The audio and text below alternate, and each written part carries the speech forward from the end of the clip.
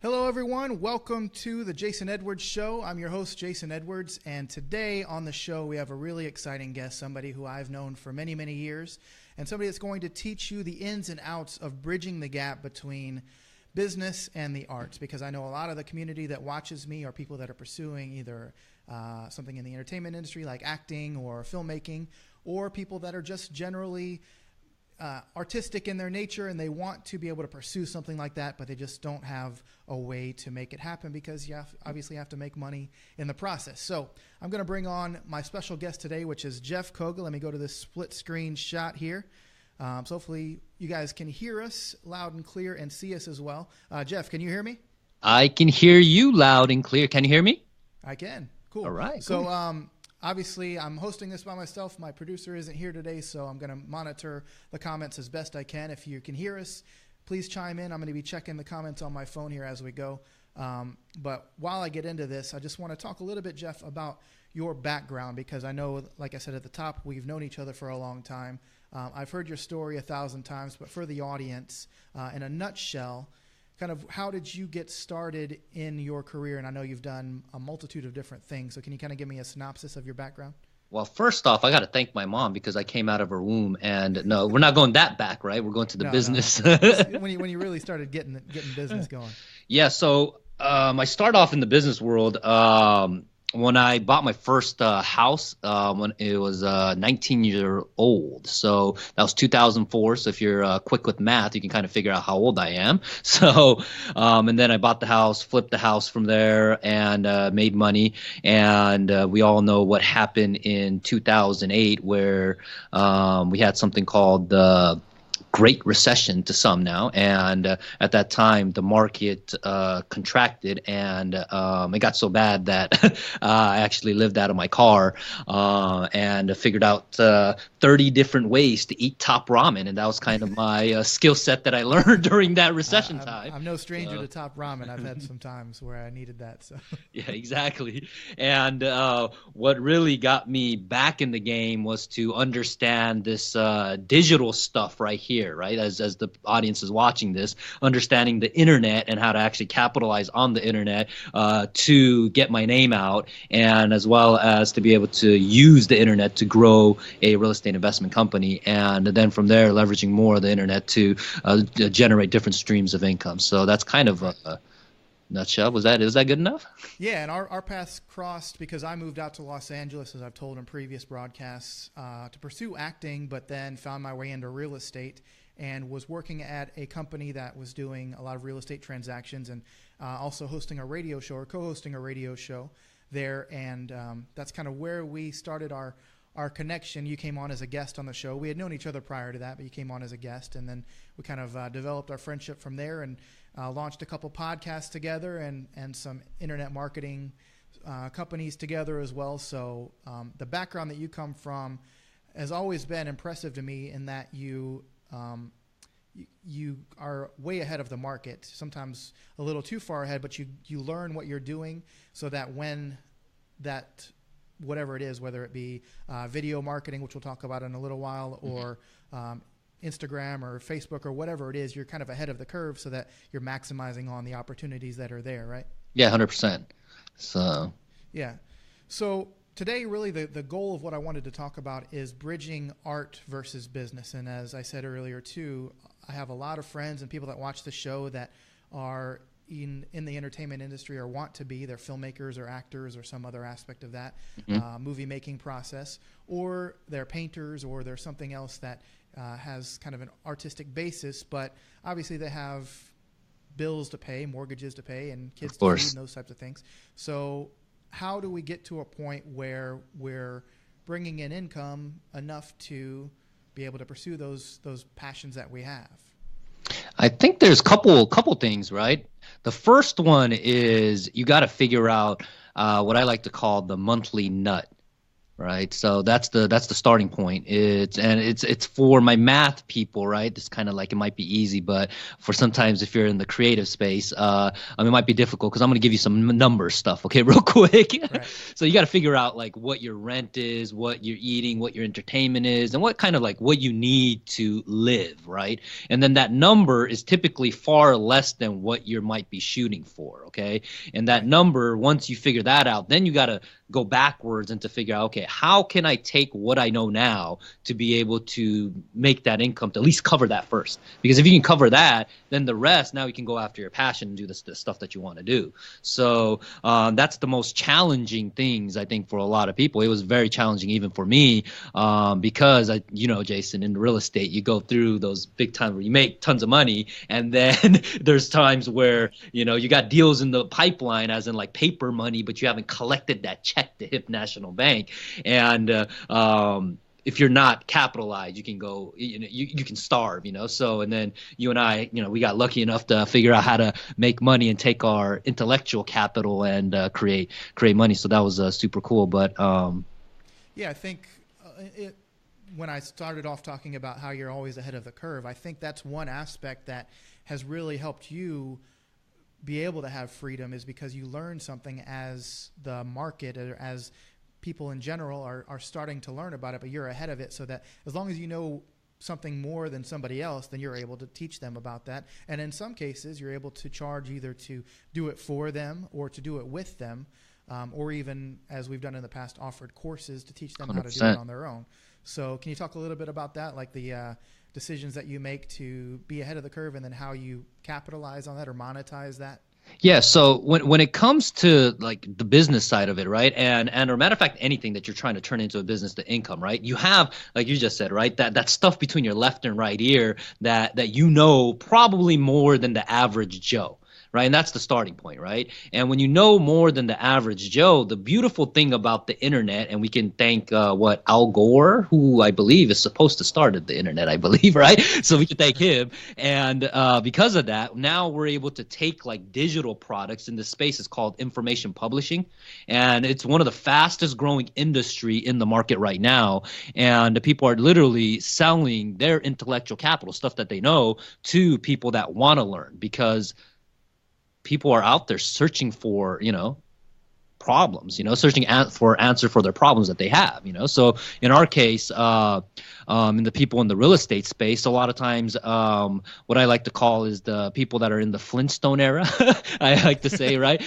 I say the Flintstone era, people that didn't grow up with the internet, and we're teaching them how to actually come into the Jetson era, as I like to call it, So we teach them how to use like online lead generation strategy, as well as taking some of the old school offline lead generation strategy and kind of dovetailing it, marrying it together, so you can drum up business. And there's a huge market for that, and we've capitalized on it, and it's very lucrative, as well as it's quite fun actually, because you're already doing what you're doing anyways, right? So you're taking that and you get paid for it. So Right. Now, something I want to talk about, because although I've taught you a lot over the years, so I don't want you to take too much credit, but you've definitely taught me a lot about Facebook and Facebook marketing, and whether that be through somebody trying to promote their personal brand, or somebody that maybe is a filmmaker and wants to get their film out there. Why have you always gravitated more to Facebook over the other platforms?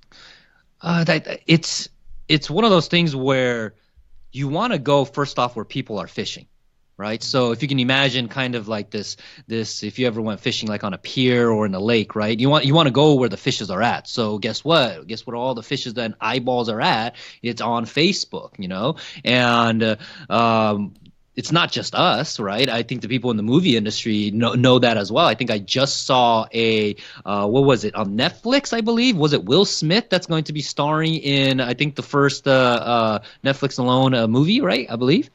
One of the big I think stars. they've had several, but yeah, Yeah. like a lot of the big celebrities now are starting to bridge into that Yeah. digital space, and Amazon just won a few Oscars. First That's time that right. a digital streaming platform has won Oscars. I believe it was 3 different ones. So yeah, I definitely see the crossover. But with the marketing component, because you said you want to go where the fish are, Yeah. or you said fishes because of your Asian, Yeah, that adds the S's to everything. Like I'll be like yeah, Jeff's and Jason's. right. So I always tease you about that. But the point is that you said go where the fish are, but also um, how can you actually find the right fish? So you want to dig a little bit deeper on that as far as advertising and things. yeah, we can go really deep on that. That's a conversation we can have for like hours and hours. But I'll give Yeah, kind of right. like Well, in a the nutshell, like yeah. that's somebody that has never done anything like that, like doesn't even know that that exists. Because obviously we've taught courses together, even on Yeah.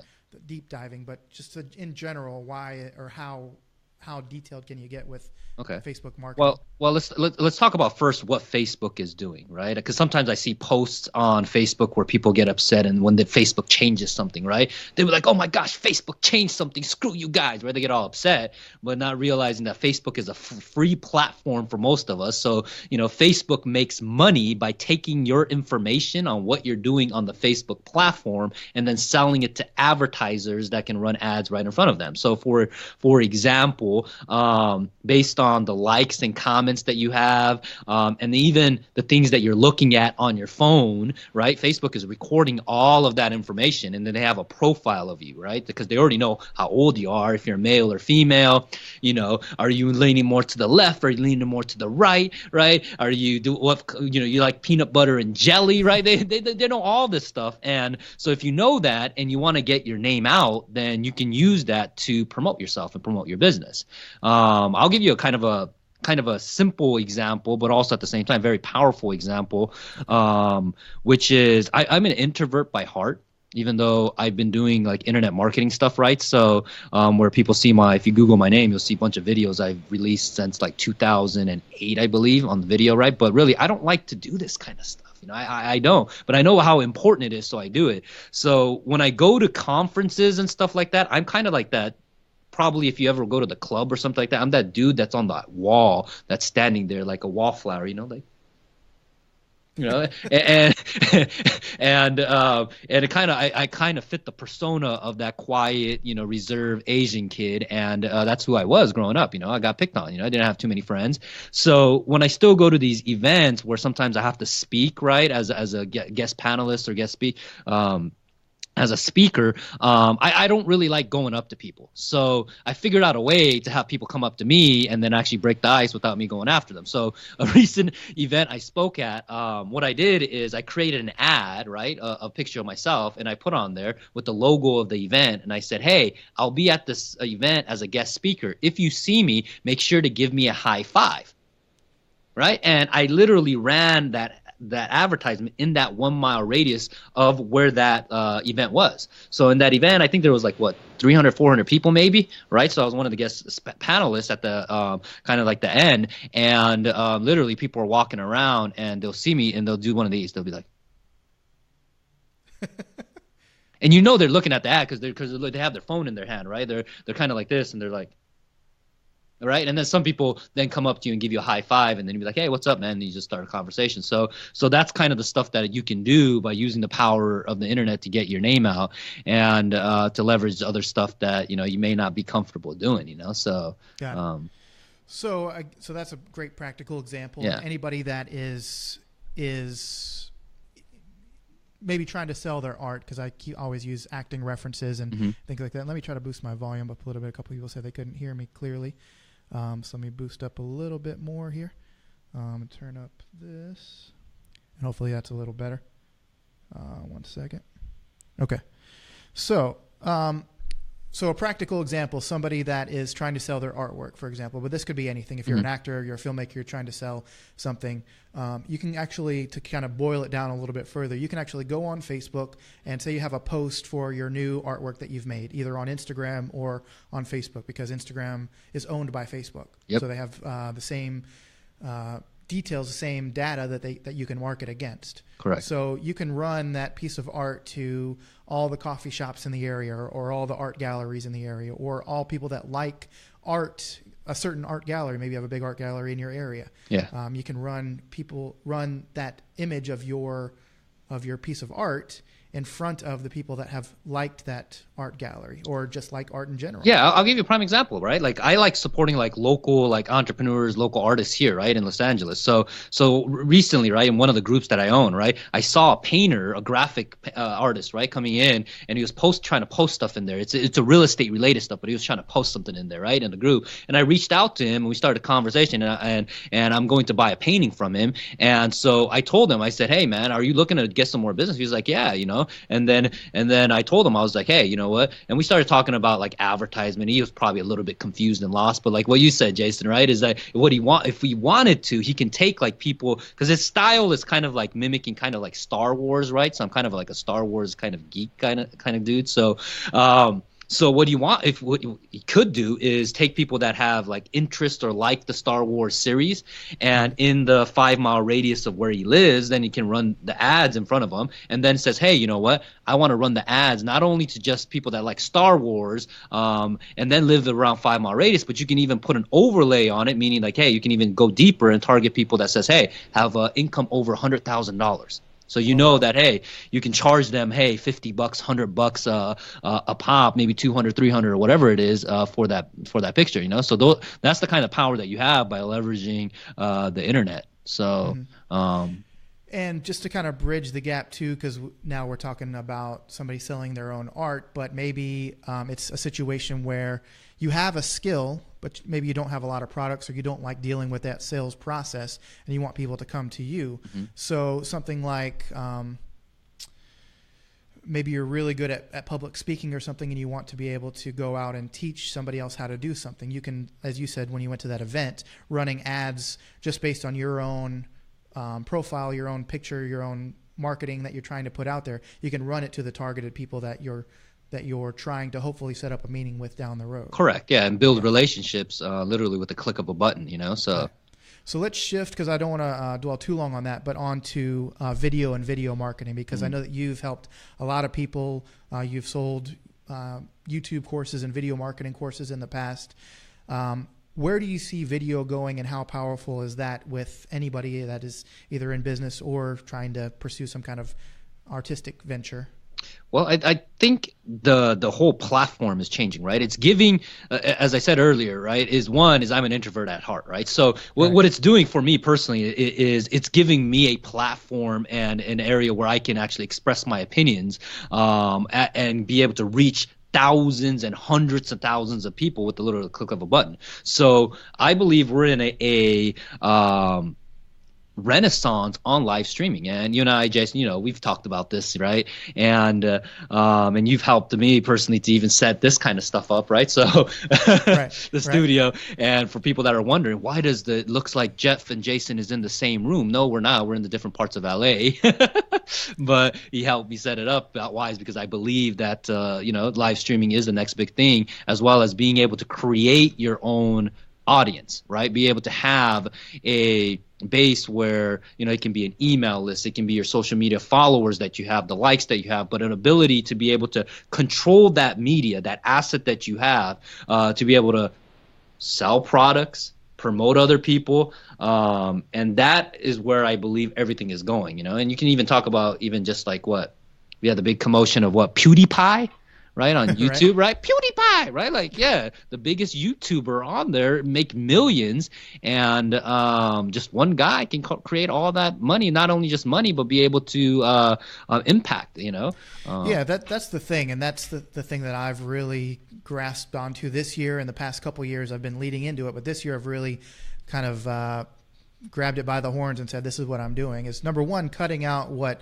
everyone thinks, because when you put yourself out there with videos especially, it's hard to do. It's hard to put something out to the world and then wonder what they're going to think. That's kind of the introvert in me, I guess, as well.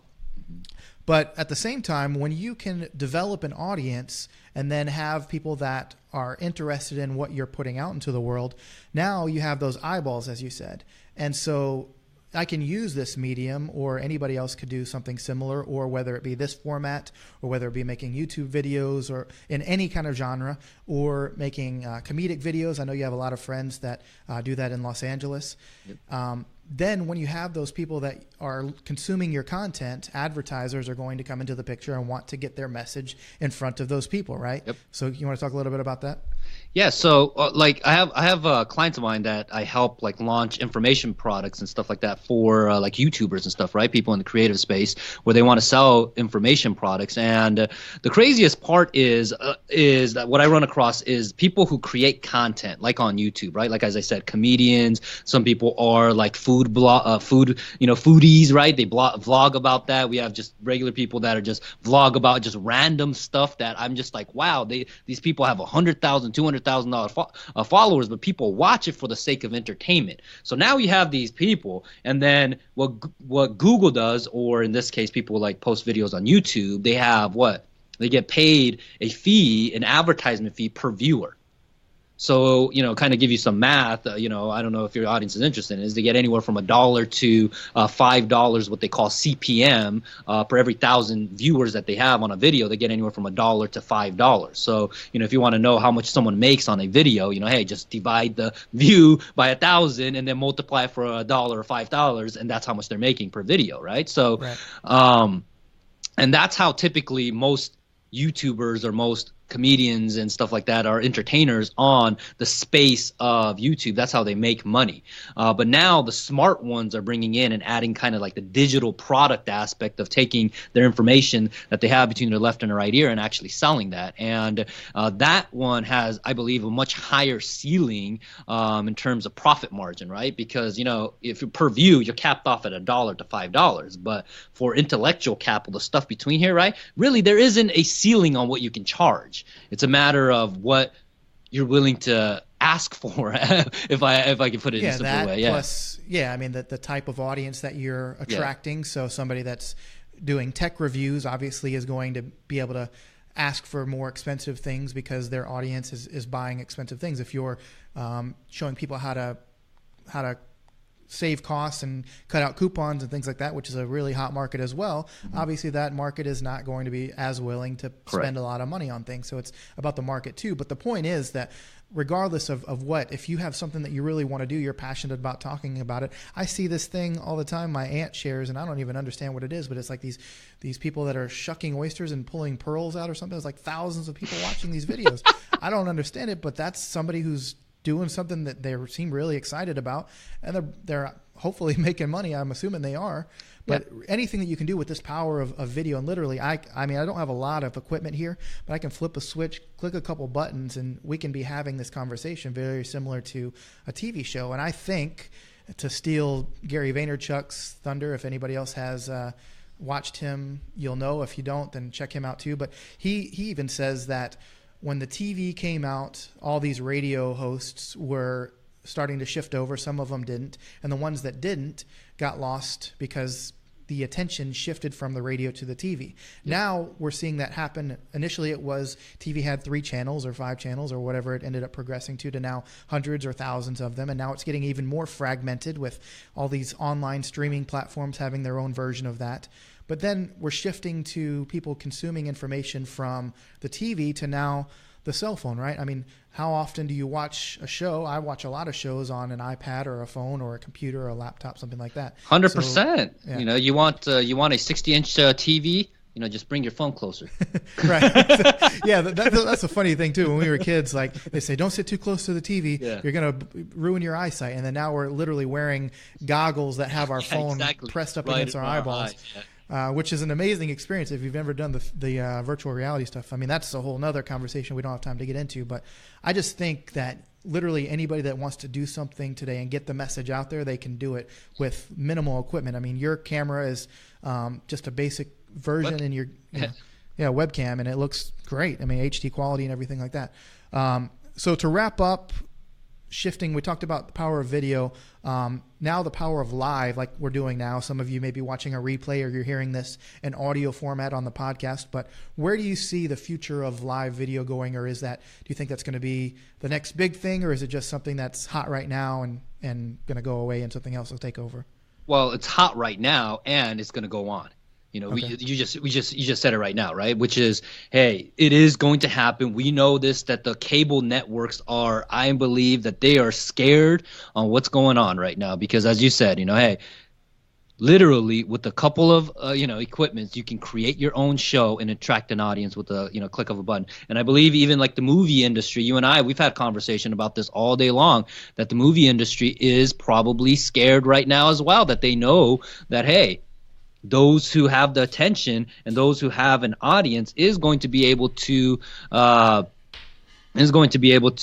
sell more what movies, tickets, Right. events, merchandise, and I'm sure they're going to make decisions based on, hey, how many followers you got, how many viewership you can get for spots and stuff like that, you know. So it's a game changer, you know. And again, combining that with just digital products on what you can just sell, it's just the income component is really, how can I say this? It's really limitless, you know. So Yeah, I mean, I think the biggest thing that we face, especially in the acting community and filmmaking and things, is getting permission from somebody else to let us do what we want to do. mm-hmm. And that is becoming not only less expensive, but also where we can attract our own audience. And literally, there's a lot of people that are YouTubers or in the music industry or whatever that are creating and building their own audiences that literally are turning deals down. Now, I'm not going to be one of those people quite yet. I mean, I'd be happy to take a series regular role or something like that. But the point is that if that doesn't come, you, instead of sitting around and waiting and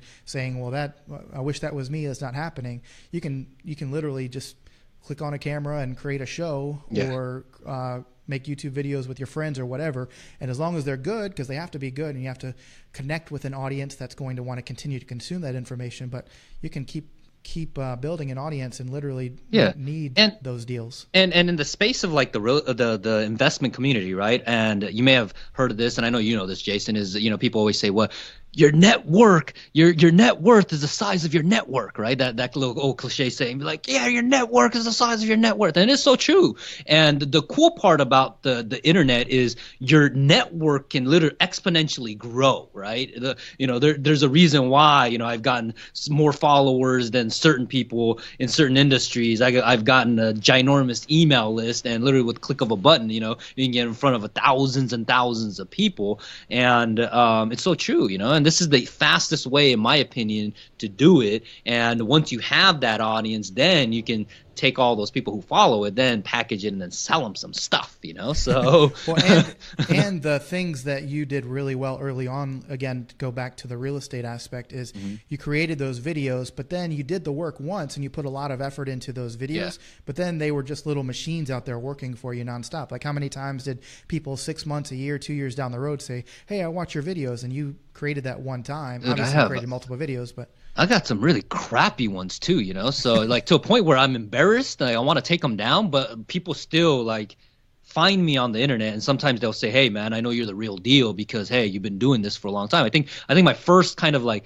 business related video was like a screen capture, right? Of just like me talking like in a mic, and I have like this graph up, and I'm talking about CDOs, okay, collateral debt obligations. And now I'm not going to explain what that is, but basically it's some boring, you know what, stuff, you know. So I'm talking about why the mortgage market collapsed and why we're going through a recession. That's what I'm talking about. And I think it might have like 40,000, 50,000 views still to this day, you know. So I call them little robots that work for you, you know. They're little, your little spokesman and your sales guy that's out there keep on, you know, handing out your business card in the internet space, like, come talk to Jeff Coga, you know. So yeah, and that works the opposite way too, right? So you got to be careful what you put out if you don't necessarily want that to be out there forever, because that is true, yeah. So so let's go to a couple questions. If you have questions for me or Jeff, comment them in. We're going to wrap up in a little bit, but Bree says, super helpful. I'm always down to learn more about marketing. This is great. So she gave you some little things there. And then Frank says, great insight, LOL, similar backdrops. And he also says, I can see a very noticeable shift, especially in younger generations. My little sister only watches YouTubers, so the only information she consumes is that. And then Derek Landry says Justin Bieber, which obviously that's a great reference. It's something that he put out tons and tons of YouTube videos, and there's thousands of examples like that now too, but he started on YouTube and then got his record deal, and now he's one of the biggest stars in the world. Now, if that's not your desire to be a big star, you can still do that on a small scale, as we talked about earlier. So, well, cool. Well, I appreciate your time, Jeff, and I'm sure I'll have you on multiple times in the future because I love your energy and all the knowledge that I get from you. But if people want to find out more about you or to follow your business ventures, or I know that you're going to be launching a show similar to this very soon if you haven't already, but where can people find more about you? You can search at jeffcoga.com or search me on Facebook at Jeff Coga, and even Instagram at Jeff Coga, and get hold of me. And yeah, man. So cool. Well, thanks, Jeff. I appreciate your time. Everybody else, I appreciate your comments and the shares and the likes and everything. I'll have this episode out on iTunes and Stitcher very soon too. So look out for that. And otherwise, I'll see you on the next show. Thank you.